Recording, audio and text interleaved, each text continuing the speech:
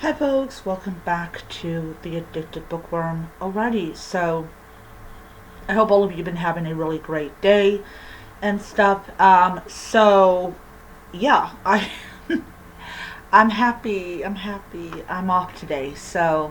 Yeah. So I just finished Play by M.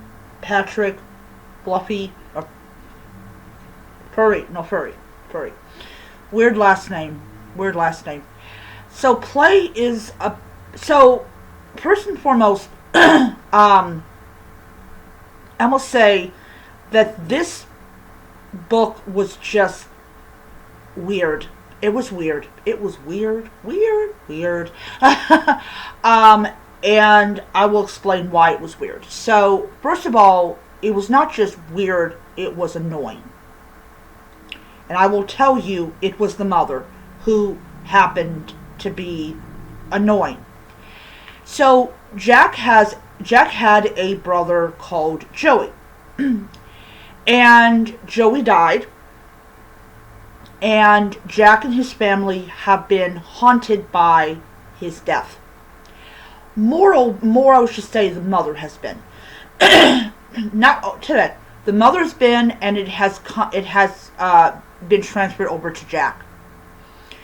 And every time you open up a chapter, well, mostly every time you open up a chapter, it's always her like, "Where are you? Where are you?" Like, woman, your son is a grown man. Why are you constantly calling him up? Why you constantly want him to text? Why you constantly want him to do this? Why are you constantly reminding him of Joey? It's like she cannot move forward. So he has had this really bad, a really inability to sleep, and he's walking at 2 o'clock in the morning. Okay, I'm not the author of this book, so I don't know why the author chose 2 o'clock in the morning, but I'm not the writer of this book, so okay, I'll just leave it at that. And finds this video store called, I believe it's called Play It Forward. Let me look at it.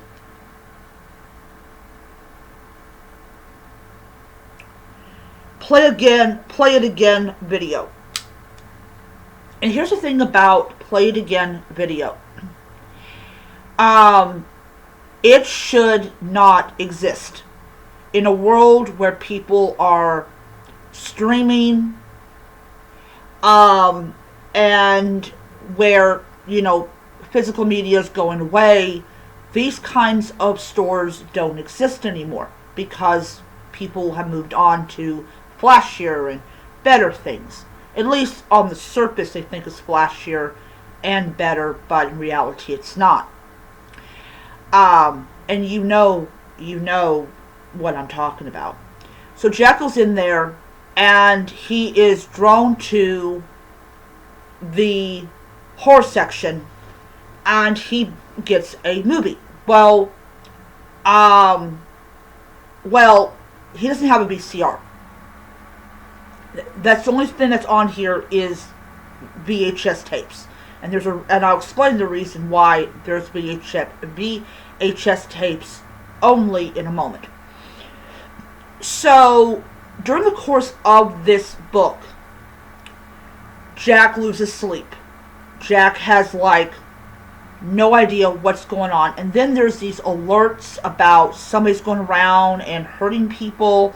And Jack kind of has a funny feeling that it's him doing it, because he's got blood on under his fingernails, things like that.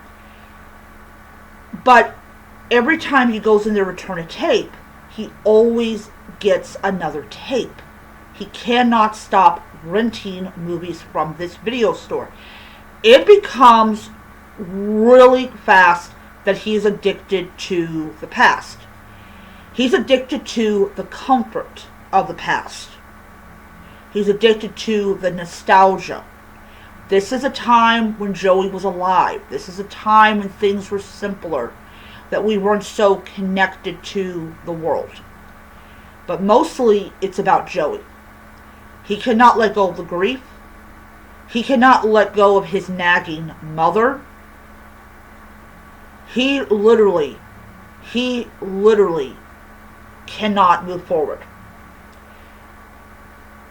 So, here's the thing I'm going to do. I'm going to give you a spoiler of this book so you guys can understand how weird this store is. This store is not a store. It's an entity. Okay? This is my impression from, like, what I read. This store is an entity. It feeds on the broken, the vulnerable, the people that live in the past. And the reason, and this is my own theory of why the store carries only VHS tapes.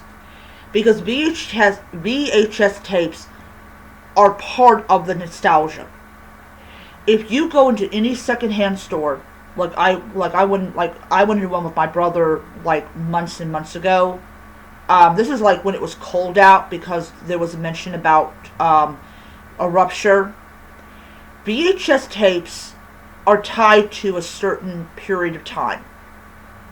It is tied to the past. It's tied to things that people remember fondly. They remember going to a video store and getting a movie. I remember getting a VHS tape of the movie My Best Friend is a Vampire.